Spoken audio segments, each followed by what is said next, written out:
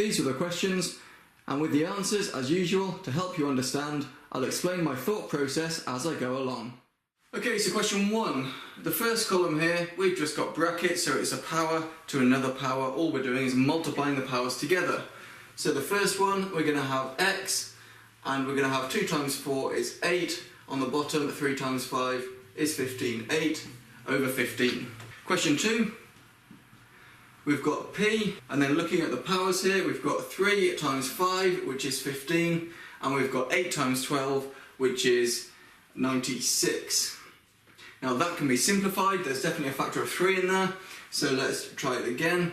We've got p to the power of 5 over 32. There we go. Notice that with fractions, you can, when you're multiplying fractions, you can simplify as you go along. For example, the 3 and the 12 would simplify to 1 over 4, therefore giving us 1 times 5 is the 5, and 8 times 4, which is the 32. You can only do that when you're multiplying fractions, but it is a way to work faster. I might do that with some later ones as well. Question 3, we've got a w.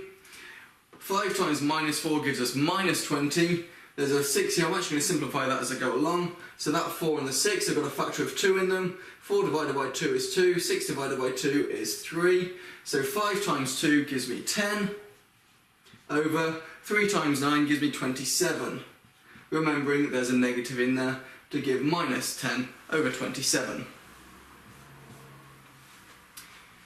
Okay, the next one then. So we're going to look here at b, and the powers 8 times 3, in fact I'm going to simplify as we go along, much easier. The 3 divided by 3 gives me 1, 9 divided by 3 gives me 3, and then 8 divided by 4 gives me 2, 4 divided by 4 gives me 1. Notice how, although I've managed to simplify everything, it actually simplifies with the alternate ones. 2 times 1 on the top gives me 2, on the bottom 3 times 1 gives me 3, b to the 2/3. The next one then, we're going to try and simplify as we go along again. 5 divided by 5 is 1, 20 divided by 5 is 4, and then the others can be divided by 3, giving me 3 and 4 respectively. Leaving me with y to the power of 1 times 3 is 3, over 4 times 4, 16, with a negative sign in there as well. There we go. For the next ones, I'm just going to need a little bit more space. Okay, so we're looking at number 6, h, and we've got here, don't forget when we're multiplying, we're going to be adding the powers. So if we're adding the powers, we need to add the fractions together. We've got a 2/5 added to a 3/7. We need a common denominator. Easiest way for the common denominator, multiply the denominators together, giving us 35. 5 times 7 is 35. Adding them together, so the first fraction times by the 7, 2 times 7 is 14. Second fraction times by the 5, 3 times 5 is 15. 14 add 15 gives us 29 over 35. So this would give us h to the power of 29 over 35. There we are.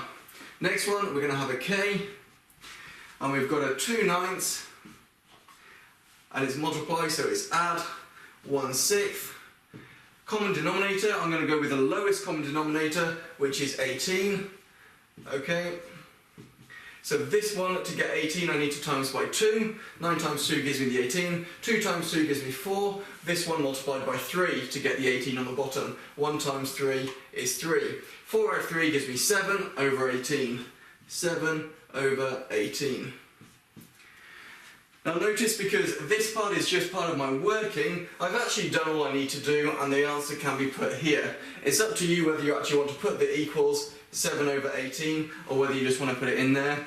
It doesn't really matter. If you're not so confident yourself, make sure you put it in there as well. It's always better to write extra stuff down than to skip things. However, for this one I'm just going to shove it in there. P, we've got a 1/3 and we've got a 5/8 that need to be added together because we've got a times in there. So common denominator is 24. 1 times 8 is 8, 5 times 3 is 15. 8 added to 15 gives me 23. 23 over 24. There we are. Next one then, we've got an E, and we've got 4/7, and we've got a 7/12. Add them together. Common denominator is going to be 84. And so we've got 4 times 12, which is 48. We've got 7 times 7, which is 49. Add those two together, you're going to get 97. 97 over 84. Again, top heavy. Don't worry about it being top heavy. It's absolutely fine. The next one then, we've got a G, and we've got a 5/6, and we're going to add that to a 5/8. Lowest common denominator of 6 and 8 is going to be a 24.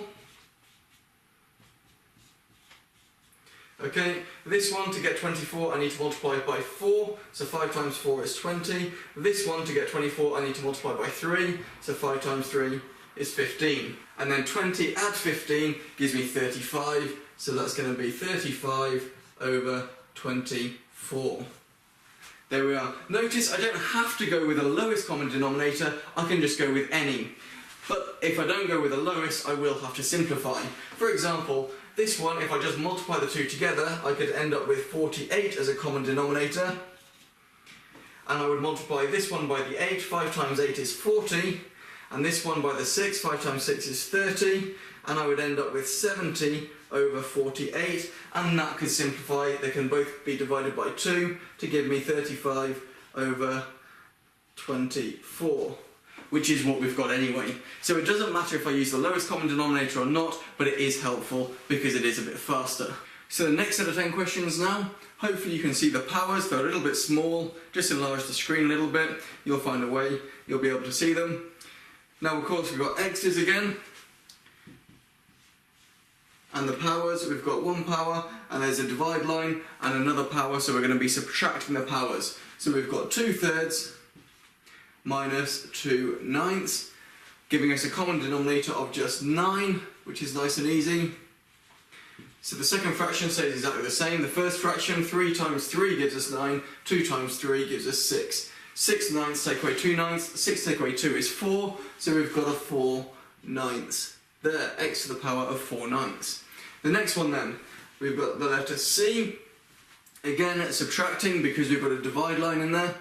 So we've got 7/8 take away 5/12, and the common denominator here is going to be 24. Again, if you need to find a higher common denominator first, that's fine. 8 times 12 gives you 96, and then just work down from there, you'll be able to divide the whole thing by 4. But if you can see the lowest common denominator, go with that. So we've got 24 here is what I'm going to be using, which means the first fraction, 8 times what gives me 24? 8 times 3. So therefore 7 times 3 as well, giving me 21.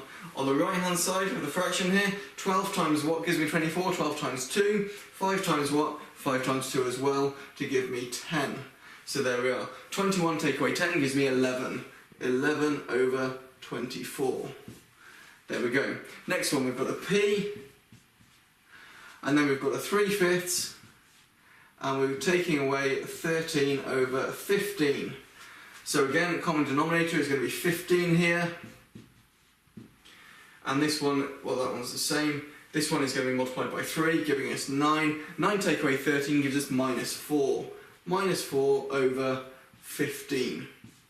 There we are. Don't worry about the negative, that's absolutely fine. Remember what the negative power means, it just means you flip it over. But it's okay in this case. Here we've got an R, and we've got a 5/12, and we're taking away a -3/10. Because we're taking away a -3/10, the minus and the minus effectively combine to make a plus.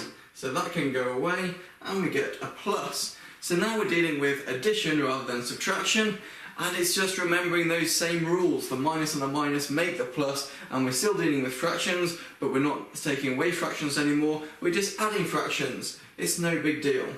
Here, our common denominator is going to be 60. And we've got here, we're going to multiply that one by 5, giving us 25, this one by 6, giving us 18, 25 add 18, 30, 43. So we've got 43 over 60. There you go. The last one, t over t to the 7 over 11. And you might think, hang on, where's the power gone? The power is there, it's just invisible. Remember, when we don't have a power, it's automatically power 1. So this is just going to give us 1, take away 7 over 11. If you can see that, you'll know what the answer is. If you can't see it, remember, 1 is just one number divided by itself. We need a common denominator of 11. What number, when divided by 11, gives you 1? It must be 11. So 1 is just 11 over 11, take away 7 over 11. Now we've got 11 take away 7, giving us 4, 4 over 11. And of course, you might be able to see that if you've got one whole and you take away 7/11ths, you've only got 4/11ths left, which is what we've got there. Either way you look at it, it'll work. Just make sure you use a method that you're happy with. On to the last 5 now then. So, these ones are going to get more difficult, they're going to be a bit trickier. I'm going to throw things out there just to try and get you confused. Let's see how it goes. Here we've got a multiply in the middle, which means we're going to add the powers, so we're looking at adding these two powers. It's an x there. So we've got a 7/9, and we're adding it to a minus 1/6. Now remember, when you've got an add and a subtract next to each other, they combine just like we had the two negatives down here combining. These two combine to give you overall a negative. So with that in mind, let's continue. Our common denominator is going to be an 18. So this one we're multiplying by 2, 9 times 2 to give us 18, 7 times 2 to give us 14, 6 times 3 to give us 18, so 1 times 3 gives us 3. So we're doing 14 take away 3, which is going to give us 11 over 18. There we go. The next one then, we're looking at a z, and we've got a times here, so we're looking at adding again. So we've got a minus 3/5, and we're adding a minus 7/15. Be careful now. We can't simplify this minus with this minus because there's an add in the middle. You can only do that when there's nothing there. However, this minus and this plus can combine just like they did up here, and a plus and a minus combine to give you overall a minus. This minus stays there. Don't do anything with that. Keep it there. And this is going to give us a common denominator of just 15, which is quite nice. There's a minus at the beginning there. So this one multiplied by 3. 5 times 3 to get 15. 3 times 3 gives us 9. And the other one is the same. Now we've just got to think. We've got here a minus 9 take away 7. And if you've got minus 9, you're starting at minus 9 and you take away 7 more, then you're going to go further into the negatives and you're going to end up at minus 16. So we've got minus 16 over 15. There we go. Okay, now moving on to the next one. We've got a letter A, and we've got a minus 3/4, and we're multiplying, so that's going to be an add, and we've got a minus 5/6. I know I've made my divide line a bit wonky there. Don't worry, it's the same thing. So again, we've got here a plus and a minus that are going to simplify out here to make a minus in total, and here a common denominator of 12 will do fine. Minus there, there's a minus at the front there. Okay, so this one is times by 3, 3 times 3 is 9, this one is times by 2, so 10. So we've got minus 9, take away 10 more, giving us minus 19 over 12. There you go. So those two are very similar. Okay, looking at the next one then, we've got a power, and a power, and a power. We've got a number 17. Can we do anything with that 17? No, we can't. It's just the base. Just like we use A here, or Z here, or X here, it's just the base, 17. So we're just going to stick that in as a 17. Don't worry about that. Just throwing it to confuse you. But let's look at the next lot of them here. So we've got a 4 times 3 times 7, a 9 times 7 times 12. Don't forget, just as when you've only got 2, you do 1 times by the other. When you've got 3, you're going to do 1 times by the next one, times by the next one. You can do it in stages, you can do it all together. Remember, with fractions, you can simplify as you go along, only when you're multiplying. So since we're multiplying here, we're going to work with that. So I'm going to look at this, the 3 and the 9 simplify, that will give me a 1, that will give me a 3. The 7 and the 7 both cancel out, giving me 1s in both of them, and the 4 and the 12, that will give me a 1, that will give me a 3. Once I've done that, it's very much easy. 1, 1 and 1 giving me 1 over, and 3 times 1 times 3 gives me 9. Now don't forget that I've snuck in here a little minus sign. There's no minus here, there is one there, there's none there, so overall there's going to be a minus sign. 17 to the power of minus 1/9. The last question looks really complicated. If you break it down step by step, you find it's not too difficult. And that's the trick with it. Along the top of the fraction here, we've got a load of multiplying, so therefore we're going to add the powers. So if we're going to add them, we need to look at 7/9 added to 8/15 added to 7/12. You could try and find a common denominator of that. It's going to be around about 120, no, it's going to be higher than that, may even be 180. However, I'm going to just do it step by step. And I'm going to take the first two to begin with, and I'm going to look at those two. And I'm going to say, what's the common denominator between 9 and 15? And it should be 45. So I'm going to look here at 45, added to something else with 45, added to the 7/12 on the end that I'm not going to worry about. So we've got here, first one over 45, I'm multiplying that by 5, so I multiply this by 5, 35. This one I'm multiplying by 3, so 8 times 3 is 24. 35 add 24 is going to give me 59, that's nice and horrible, over 45, and I'm adding that to 7/12. Now I can do another step, and let's find the common denominator between 45 and 12. So that's going to be times by 4, it's going to be the 180 that I was after there earlier. Okay, so this one's times by 4, 59 times 4 is going to be 236, I believe. Let me just double check that one. 20, yep. And this one is going to be multiplied by 15. So 7 times 15 is 105. So now we've got 236 added to 105. So that's going to give us 341 over 180. That's nice and horrible. But it's a step forward. So we've got here y to the power of 341 over 180, all divided by y to the power of 13 over 19. That is not a final answer, we've still got that final step to do. So let's do that, I need a bit more space. Okay, so this last little bit now, we've got to divide, which means we're going to do a subtraction here. We're going to do 341 over 180, take away 13 over 19. Okay, now we need to find the common denominator. How do we do that? Well, 19 is a prime number, therefore the only way really is to multiply the two together. 180 times 19, use a method that you know, and then it'll be fine. I know that 18 squared is 324, I'm going to add another 18 to that to give me 18 times 19, and that's going to give me 342. And of course that, with the 0 of the 180, is going to be 3,420.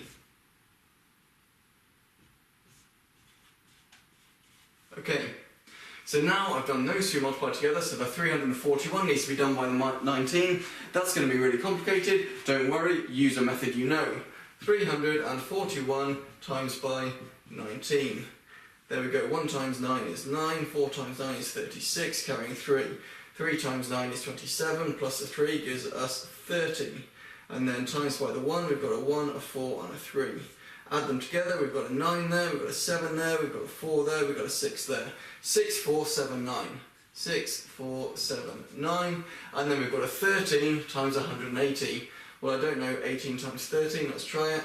18 times 13, 8 times 3 is going to give me 24. 8, 11, 12, 13, 234.